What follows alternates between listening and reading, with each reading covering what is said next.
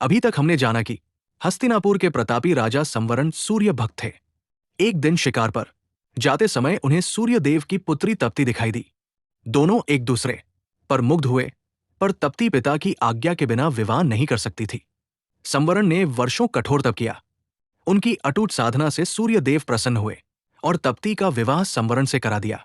अब आगे 12 वर्षों तक राजा अपने कर्तव्यों से पूरी तरह दूर होकर अपनी पत्नी के साथ पहाड़ों में खुशी से रहे। दूसरी ओर उनके राज्य में भयंकर सूखा पड़ा। धरती सूख गई, कुएं, तालाब और पेड़ पौधे भी सूख गए। प्रजा भूख से मरने लगी।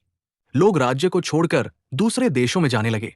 किसी देश का राजा जब रागरंग में डूब जाता है तो उसकी प्रजा का यही हाल होता है। राजा संवरण का मंत्री बड़ा बुद्धिमान था।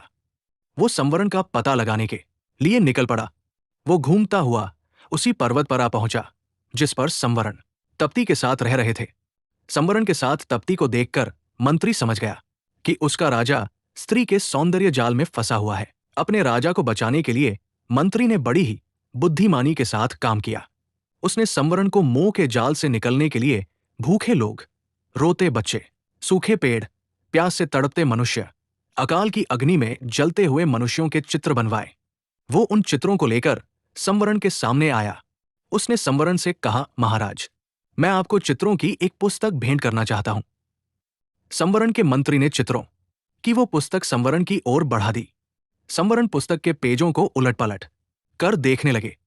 किसी पेज पर मनुष्य पेड़ों की पत्तियां खा रहे थे, किसी में मां अपने बच्चों को कुएं में फेंक रही थी, किसी में भूखे मनुष्य जानवरों को कच्चा मांस खा रहे थे और किसी में प्यासे मनुष्य हाथों में कीचड़ लेकर चाट रहे थे।